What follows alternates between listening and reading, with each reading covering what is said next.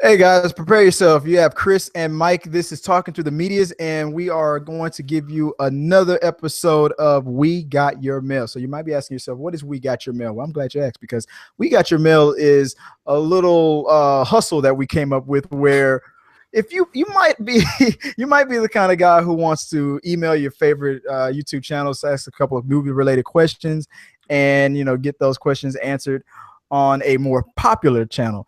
But maybe you might hit the wrong key here and there. You might hit a wrong letter and you might accidentally get us. But so when that happens, we usually intercept and we will answer those questions right here on Talking to the Medias. But I always let you know directly, one-on-one, when it happens. Hope you're not too mad because, hey, by the way, you're the one who misspelled the word. So don't be too mad at me. But I hope you appreciate it, and I hope you don't mind too much, and I hope you get a kick out of getting your letter, your email read right here. So without further ado, what's up, Mike? Man, what have you been up to, brother? I'm doing good, man. I'm doing good. Super pumped for Don't Breathe this week. You saw it already. I've heard good things about it, so that's what's up.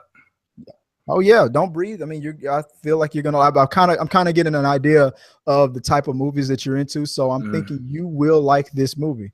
Can't. I won't get too much into it. Already, the review is out. Be careful, guys. It starts off non-spoilers and it bleeds into spoilers. So just want you to be aware. Like 3 minutes into it, I go into spoilers. So fair warning. You have been warned. You have been warned. All right. So without further ado, let's get to the first question. And the first question comes from a Kenny Beats. And Kenny asks, I would love to hear the crew's list of favorite urban movies. Besides obvious classics like Boys in the Hood or Fridays, some of mine are Belly, Paid in Full, and New Jack City. Have you seen these movies? And what are your favorites? Keep it up.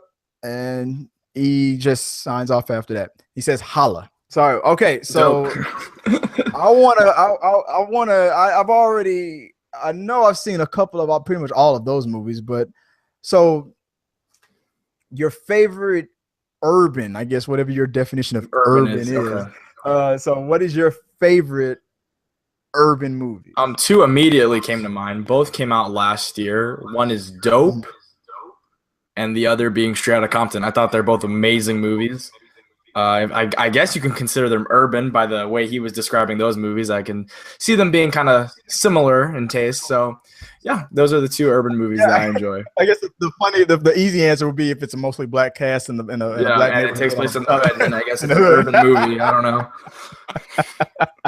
Then it's urban.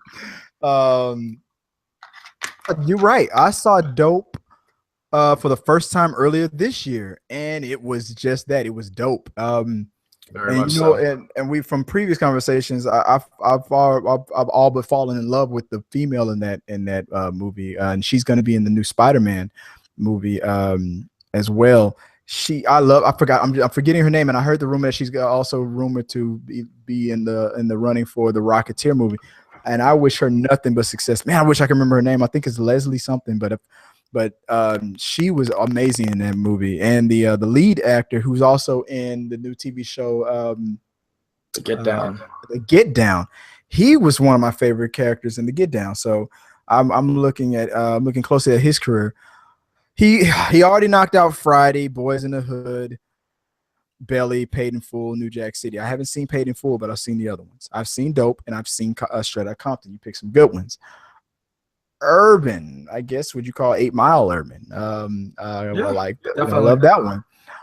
My favorite, there was he didn't mention Menace to Society. That was one that was very, very deep.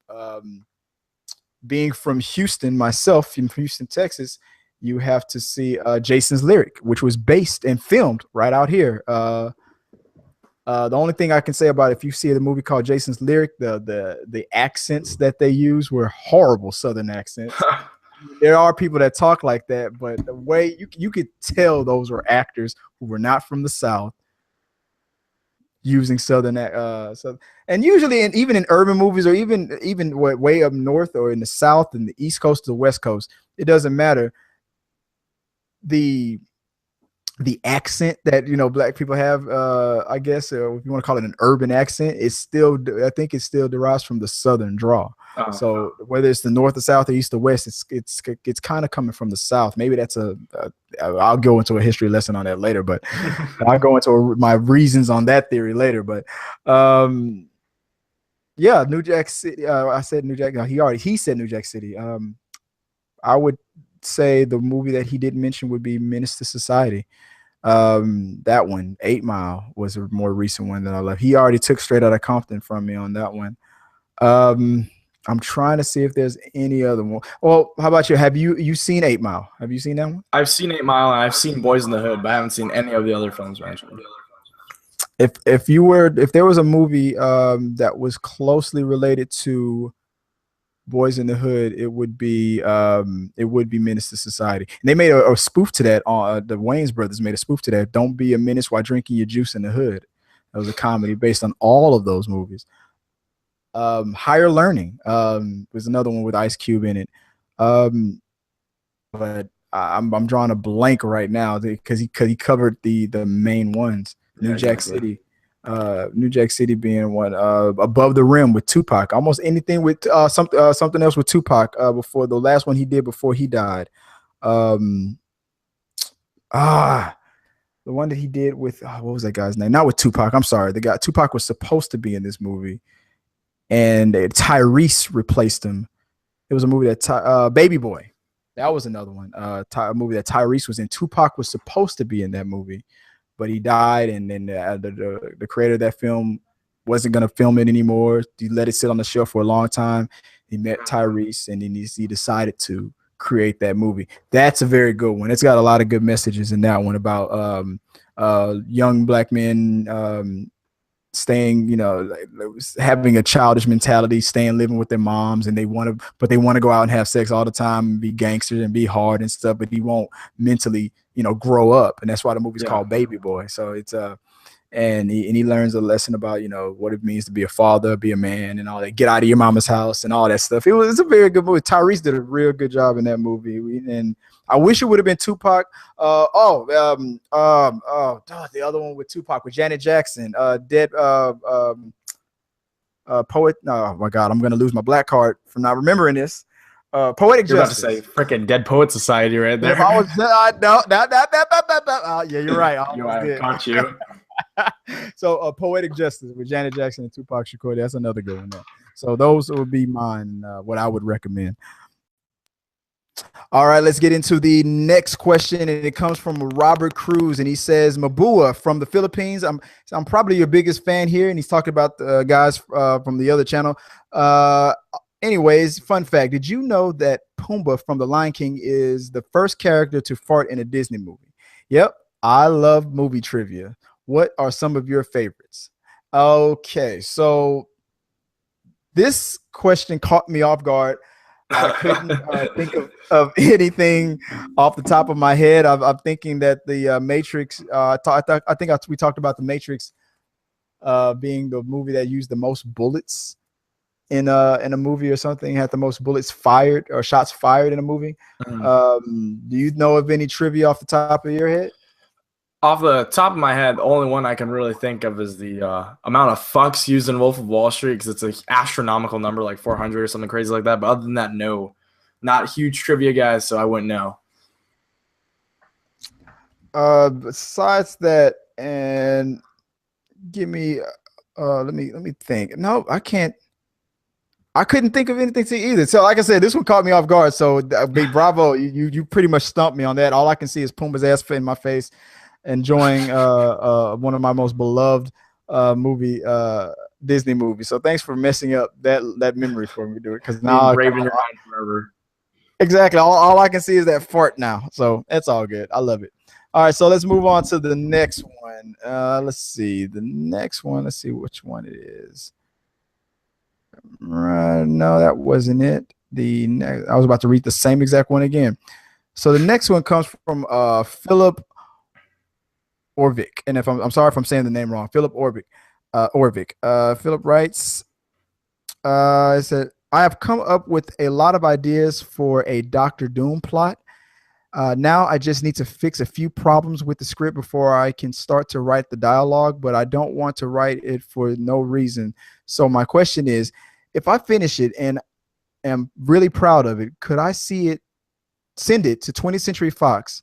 If so, how do I send it to them? How big of the chance for them to read it, and so on? I don't even live in America.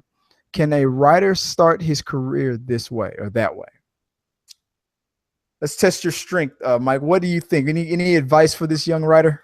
That's an interesting question because I am currently also in the process of writing my own Doctor Doom script. movie? Not a Doctor Doom movie, but my own script. Wouldn't that be great? What if that was me?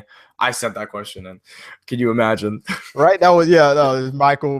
Actually, Michael, aka Philip Orvik. Sorry, guys. I wrote a book. I wrote a book myself called it's a 3-parter. I only wrote the first one. I'm not going to write the second one until I actually publish the first one. It's called it's a series. It's the Raven series. The first book is called The Hidden. It's a sci-fi book about a kind of futuristic world where kids are unnaturally becoming hackers without knowing how or why, like for no reason at all. One day let's say one day a 5-year-old is just walking by and he walks up to a parked car or something. He just touches it. He's been in a car many times in his life, but for some reason on this day he touches a car and all of a sudden he knows everything about that car. He can take it apart, he can put it back together, he can make one from scratch, everything. He doesn't know why. It just happens. He can hack a car, and or anything, or maybe another kid can hack like a computer or anything, a plane or any kind of device or any kind of or hell, a dog or something. You can hack into an animal or something. He'll know everything in and out, the blood, the DNA, everything for some weird, and it's unexplained. So that's my little book that I wrote. I'm not gonna get you to. You don't have to reveal your story just in case if you don't want to, but. But yeah, we're both writers, so right on, man. That's awesome. So from one writer to another, do you have any advice for this guy? You know what? I would say keep working at it because persistence is key. Don't give up. Definitely there are ways to get noticed. You can go on Twitter, try to link up and network with people. You can go on Facebook, join a Facebook group of writers. Maybe you can get in contact with someone that can help you. So there's always a way. There's always a way. There's always a way. You may be able to find a way in places you may not even know about yet. So definitely go and try new avenues, and good luck to you, man. Yeah. What I've learned, exactly, as he's right. He's one of the main things, just like Michael said, is just keep at it, keep writing. One of your questions was, can I submit something to Fox? The quick answer to that is no, because they won't read it. All movie studios have a code, have a system in place. They don't like to open themselves up for lawsuits, so they don't want to be in a situation where you wrote something that you feel is original and you submitted it to Fox. Let's say it wasn't even Dr. Doom. Let's say you came up with your own character. His name is Dr. Doombastic Bulastic or whatever, and you have a movie for Dr. Bulastic, and you want to put it on paper and you want to make a movie out of it, and you send it to Fox, and then like they reject it or they don't ever respond back to you. And let's say 5 years from now, Fox is coming out with a new movie called Dr. not Bulastic, but Dr. Plulastic or something with a P instead of a D or something, whatever. And the plot seems very close to yours. Now, did they use your script or was it a coincidence and they just came up with almost the same idea? We don't know. But right then they would open themselves up to a lawsuit because you're going to be like, hey, you stole my idea. Movie studios will not take scripts off the street. You got to go through the proper channels. So my advice: get a literary agent. Get a literary agent. Get an agent. Get into the game. They take scripts from agents. They got guys in the business. They like, hey, I got a new writer. I believe in. I'm seeing his work. He's good. And if you want to get on good, but first you got to get on good graces with your agent, because those agents get scripts and great scripts from millions of people, hundreds of people all the time. So what makes your script so good, right? So you gotta.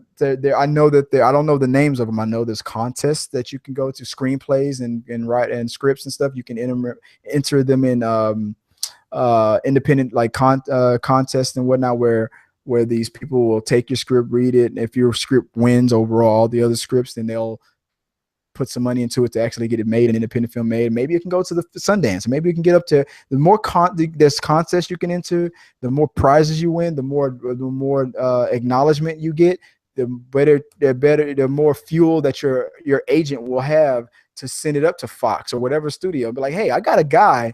He's out there killing it in the independent market. He's winning these contests. He's getting his stuff made, and maybe that's a lot of buzz on YouTube. Just like Mike said, on Twitter, he's getting a lot of buzz here and buzz there on the underground market and the independent market, on the Sundance market. And you know what? I want you to read some. And then you know what? The guy for that executive who knows that agent, knows him well, trusts his opinions. He's like, all right, I'll give it a read. And then your script gets read. So that's one way. There's probably millions of ways, but I know for a fact that Fox or any other studio will not just, you're not just going to walk up to an executive and say, read my script. He's going to go, all right, and he's going to throw it away the second you turn your back. He's not going to do it. He just doesn't have time. Those guys get scripts all the time, and they do not have the time to just read more. So they're only going to set their time aside to read the scripts from agents that they trust. They're not going to take them from the street because, for one, it's a lawsuit waiting to happen, and two, they don't care. So that's my answer. So I hope I gave the right answer. So I might just be talking out of my ass. I don't know. All right. So moving on to the next one. I think this is going to be the second to the last one. Let's see. We got Creation. That's a real interesting name. He says, what's going on, people? Do you guys believe Christopher Nolan will ever return to create another DC movie masterpiece such as Batman Begins or The Dark Knight? And if you think so, what character would you guys want him to helm? So that's an interesting one. I'll just jump right into it again. I guess, I mean, no would be a great answer just because I don't think the actual realistic probability of happening is very unlikely, next to none. But let's just hypothetically say I said yes, and let's just say Chris Nolan would come back. I would want him to take the helms of a Superman movie. Because we haven't seen it yet, and he's never had him, like, you know, even when you look at the Batman movies, they're very contained and they're somewhat realistic with the material that's given. We've never seen him tackle such a grand, you know, superpower filled masterpiece epic like that, you know. So it'd be cool to see. Yeah, you're right. That was the whole point of the Nolan trilogy, was that Batman, he wanted to create a world where if Gotham City existed and Bruce Wayne existed and he became a Batman, he wanted it to be as realistic as possible. If a billionaire wanted to decided to do this and get this kind of training and go into this kind of work at nights, and what would it look like in the real world if Gotham City was in the real world? And that was the point of the trilogies, and if those villains actually existed. So Superman doesn't exist in the Nolan trilogy. The only link is on Man of Steel, when Zod and Superman were fighting, and then they went into space and they messed up a satellite that had the Wayne logo on it. Yeah. They used the Wayne logo from the Nolan trilogy, but then I think they changed it a little bit for if not, they might have used the exact same one when Batman versus Superman, because it's not supposed to be linked to the Nolan trilogy at all. But for that Easter egg, they used the Nolan Bruce Wayne logo. Nolan himself said he's not a comic book guy. He doesn't read comic books. He's not a comic book guy at all. It might have been one of the reasons why he was the perfect guy to do Batman at the time, because he was just about making that a great, you know, movie and making it as, you know, realistic as possible or whatever. So it might speak into why that came out so great. But he said himself, you know, he didn't want that world to be a world where aliens existed and all these superpower beings. He wanted Batman to be on his own in his own little world. None of these other characters existed. If he took on another one, I know he produced Man of Steel, but, you know, I mean, he probably had little influence in it. Maybe not. I don't know. What character would I want him to? That's a tough one. And he only boxed me into DC, so I mean, I can't. Yeah, I know exactly. Can't go to Marvel or anything. If it can't go to Marvel, what if Nolan did a Marvel movie? Man, could you imagine that? Which one? maybe Spider-Man.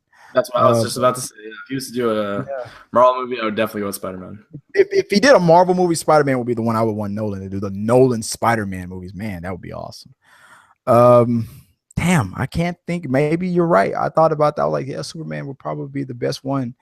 And so who's coming out? Flash? No. Who else is in the Aquaman? That I wouldn't. I like the fact that they got John Woo. I like who they got for Aquaman. I don't know about Aquaman, but then I can't think of anything. You might have just hit it on the head, man. You might be right. Yeah. Maybe Superman would be the one thing, the one character that he could actually bring justice to. That balance. He already did Batman. Batman and Superman have this unique kind of a bond, like brothers almost. So maybe that would be the better character. So I'm gonna have to just agree with you on that. So let's, without further ado, let me move on to the last question. And the last question comes from a Chris Thacker. And Chris, he says, Jared Leto reportedly has said that he feels tricked into doing Suicide Squad. And fuck him. That's exactly what Chris Thacker just wrote. Do you think that Jared Leto was tricked? And do you think he will return to other movies amid all the controversies concerning Suicide Squad? I'm going to get your take on this, and then I'm going to give you the truth. Well, you know what? If I was Jared Leto, I'd be pissed as hell too, because he got so into that role. You hear all the backstage stories or behind the scenes or whatever, him totally getting in that character, immersing himself in that role completely for however long they filmed the movie for, let's just say a year and a half. And then all of a sudden, when the movie comes out, he's in it for about like 4 to 5 minutes. And I could see him being upset. I don't know if he was tricked or not. I mean, I guess you can say he was tricked. But if the director, David Ayer, went in there with a vision and the vision wasn't realized because of the studio, that's not necessarily David Ayer's fault. It's not Jared Leto's fault. It's just a poor handling of the product. And will he come back? I definitely think he would come back. And if he didn't, that'd be a fucking shitstorm, because I mean, we've seen him now. It's established that he is the Joker going forward, and it'd be so jarring and odd to see someone put on that grill and get those tattoos and look completely different than Jared Leto. I'm not sure. I highly doubt that will happen. I'm pretty sure he will fulfill his commitment and definitely go through with more Joker roles. 100% right. I mean, well, you're right, because he would have to fulfill his commitment, because he doesn't want a lawsuit from Warner Brothers. That would destroy him. He would pay out of the butt. I mean, when you sign these kind of contracts, they're going to sign you into like a 5, 6, maybe 7 movie deal. And the contract specifically is going to say, we don't have to use you. If we feel like we want to continue forward with you, we'll call, when we call you, you're gonna play the role. But the contract will always say, if we do call you, you're gonna do it. I mean, that's basically we don't have to, but if we do, you're gonna do it. That's always what these contracts are gonna say. And when you sign, so the part of the question where it said, like, should he be upset and whatnot, and should he return after all the controversy? I was thinking that part of it confused me. I'm like, what? I mean, I heard about the rumors and the stuff behind stage, like all the deleted scenes with the Joker, but what controversy? I mean, the movie's already topped over 500 million. It's already tracking to make 600 million. Mm-hmm. It's a success with all the. I mean, look, check it out. Like, listen, Pete's Dragon was critically acclaimed, and it's made no money. Suicide Squad's low critic rating is about to hit $600 million. So I mean, there's something going on with critics and fans. I mean, it's like there's something not meshing there. So the whole thing about Jared Leto and all this, should these scenes have been cut or not, I don't know, because then, I mean, because the movie is called Suicide Squad. It's not a Joker movie. So I would love to see these deleted scenes. Maybe they would have made the movie better, but then at the same time, would it have been too Joker heavy? Is what I would have asked. Maybe that's why they edited it out, because maybe Joker's scenes were so great, so powerful, that then would have become a Joker movie, and that wouldn't have done the movie justice or whatnot. That means that it's going to be a badass box set when it comes out on video. So that's going to be awesome. But But at the same time, I could be wrong. Maybe those scenes would have made the movie better. Who knows? Yeah, who knows at this point? Exactly. When part of this movie, the part where he says, doing Suicide Squad and tricked into doing Suicide Squads and fuck them and all that. That actually comes from, and I learned this today. There's a bunch of rumors going around or articles that are that's just basically clickbait, where it says Jared Leto says fuck you to Warner Brothers. It's a lie. It's taken out of context. The actual line, according to, if you watch Collider video or go to collider.com, and they actually showed the entire quote. Jared Leto was asked about insurance and how movie stars, when they're, especially big movie stars, when they're filming, insurance companies won't allow them to do like a bunch of crazy stuff that they probably normally would do because they don't want them to get hurt or die before finishing a movie. Yeah. So they're insured. One of the things that they told Jared Leto not to do, that they think they know him, that he's known to do, is rock climbing. And Jared Leto was in an interview and he's like, yeah, I like to go rock climbing a lot. And when I was filming Suicide Squad, Warner Brothers told me not to go rock climbing. But fuck them, I did it anyway. And that's what he said. But everybody else that's trying to get people to click on their blog or their post, all they put on the thumbnail was Jared Leto says fuck you to Warner Brothers. Technically he did, but it was because he was talking about rock climbing. He's like, they told me not to rock climb and fuck them, I did it anyway. And that's all he said. So that's where that comes from. I don't think there really is a cut. I heard that he's upset about all his scenes getting cut, but of course he's an actor. He wants as much face time as he can get. But moving forward, it'll be fine. I feel like they're gonna go with the same director for Suicide Squad 2. I think they're gonna make a Suicide Squad 2 because it made the money. Man of Steel made the money. Batman versus Superman, it's close. It's not gonna make it, but it came close to $1 billion. I mean, these movies got all these controversies, but they made the money. So I think people are just like very sensitive about it, but it's really just fact because Marvel did so well. There's this clash of fans. The DC people want the critics and fans to be so fair to DC, but the bottom line is Marvel just, Kevin Feige, they have a vision and they know how to execute it. I've said this before. They've executed it well and they've helped create the standard. Warner Brothers, they keep shooting themselves in the foot and making these little slight mistakes and they become so reactionary. They get worried about what the fans are going to think, that they do something and mess it up and make it worse. And I think that's really what's going on. I think we're just too sensitive. I think we should just leave Warner Brothers alone. I think eventually they're gonna figure out the formula. These movies they have their problems, but they're not like as bad as some people are making them out to be. So I don't 100% buy into this whole controversy thing. So I don't know. I'm just gonna say Jared Leto he's contractually obligated, and I think he did a great job for that type of Joker. And I can't wait to see what else he does. So I just want fans to just stop freaking out and whatnot. That's all I'm worried about. So I'm thinking it's gonna be fine. You know what? When Wonder Woman comes out and Flash comes out,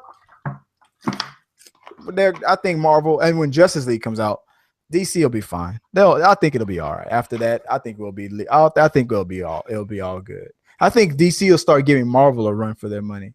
Hopefully. By then, but we'll see.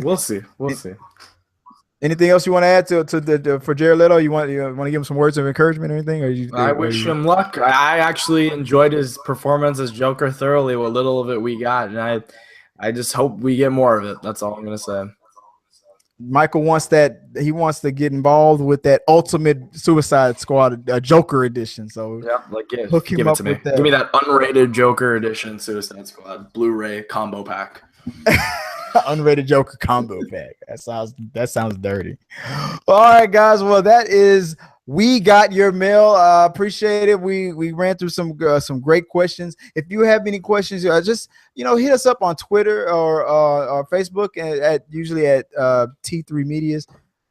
And if we can, we love getting your question or comment on the videos. We love getting questions. We love answering them right here every Wednesday on We Got Your Mail. As you know, whenever we hit 100 subscribers, we give away movie tickets. When we hit 1,000 subscribers, we're really getting really close. We're going to give away a gaming console. So hit the subscribe button, please. Click the like button and just help us out here. We really appreciate all the comments, all the subscribers, all the likes that you hit, and just letting us know what your thoughts are, because we love talking about this stuff. Mike, tell them a little bit about you and your channel. What's going on over there? Yeah, guys, so I just uploaded my review finally of War Dogs. I saw it a couple weeks ago, but just got the review up today. I've been swamped with work and stuff, so that's up. You can find me at Michael Chu, or you could type in Wreckage Chu. I'll pop up either way. You can follow me at Twitter at Michael Chu for real. Yeah, just, follow both channels. Keep up with us. We're going to be doing a lot of stuff, so just keep watching movies, guys, having fun. That's all I got to say. Yeah, right. Awesome. Yep. Michael knows what he's talking about, guys. Don't let the fart jokes fool you. This guy knows his stuff. So as always, until next time, guys.